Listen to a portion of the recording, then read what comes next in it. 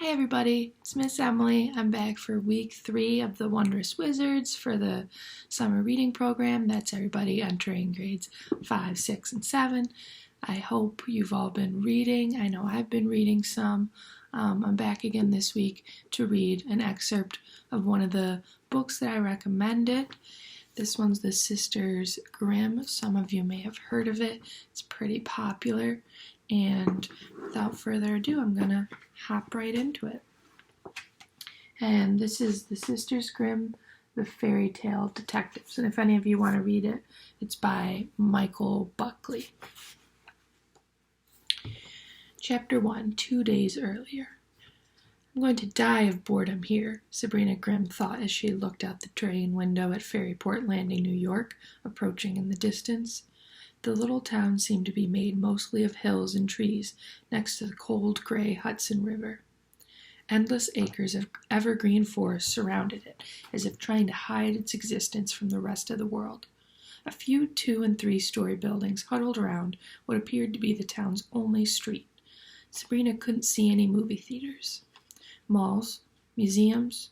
She felt using the word town to describe Ferryport Landing was a bit of a stretch. The weather wasn't helping. It was raining, and rain always made her melancholy. It had been raining the day her parents abandoned her a year and a half ago, and it still made her heart ache. She remembered the day clearly, rushing home that afternoon with a report card tucked safely in her raincoat. Excited about her A's in math and English and her B in science, and a little disappointed by her C- in gem. She proudly taped her grades to the refrigerator for everyone to see when they got home. It seemed odd that her parents weren't there, but Sabrina didn't worry until Daphne's kindergarten teacher called to find out when no one had picked up the little girl.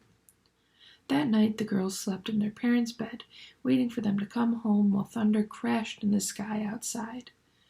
When the social workers came 3 days later to take them away, it was still raining, and Sabrina's report card was still hanging on the refrigerator, awaiting its praise.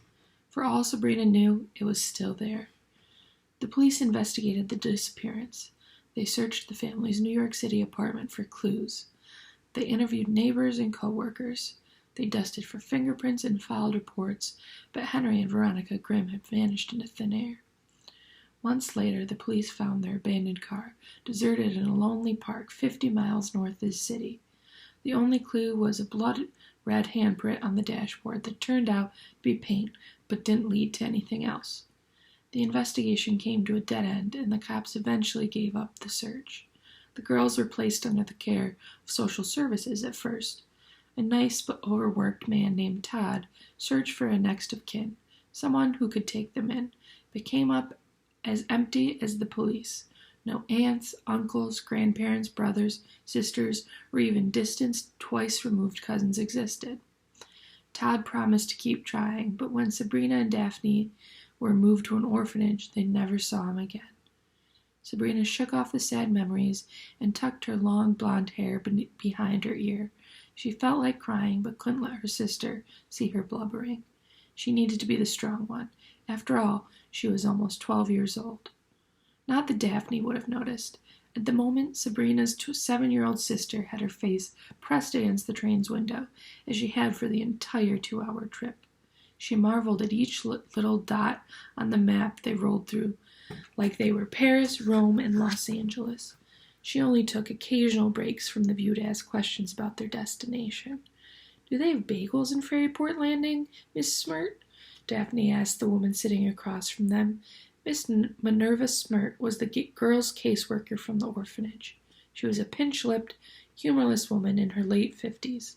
As usual, her hooked nose was buried in a book. Sabrina knew she was reading only so she wouldn't have to talk to them.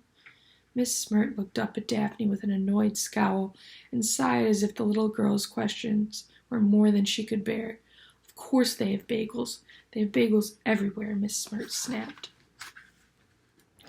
"Not on the moon," Daphne replied matter-of-factly as she returned her gaze to the window. Miss Smirt snarled and Sabrina snickered. It was so easy to get on the woman's nerves, and Daphne was particularly good at it. Miss Smirt had made a terrible mistake when she chose a career working with children, Sabrina thought, especially since she didn't seem to like them.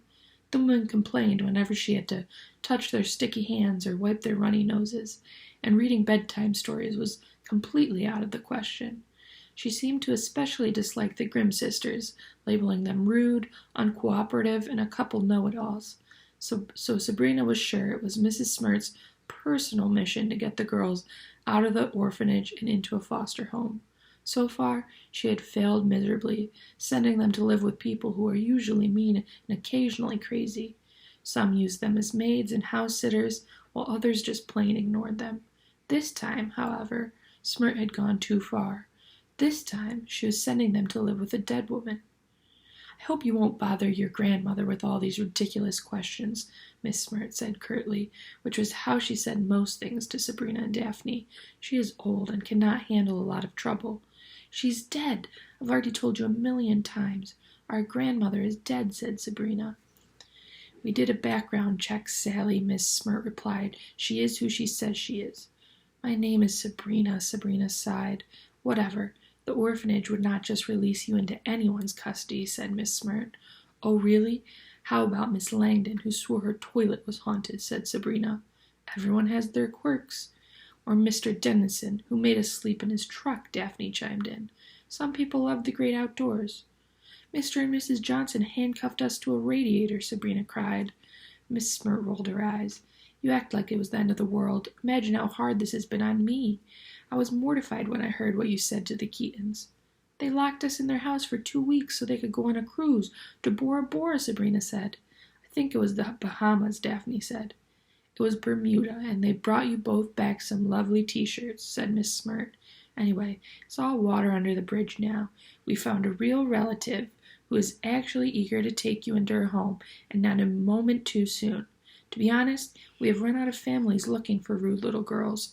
Even if she were an imposter, I would hand you over to her." With that, Miss Smirt put her nose back into her book. Sabrina looked at the title. It was called How to Get the Love You Want.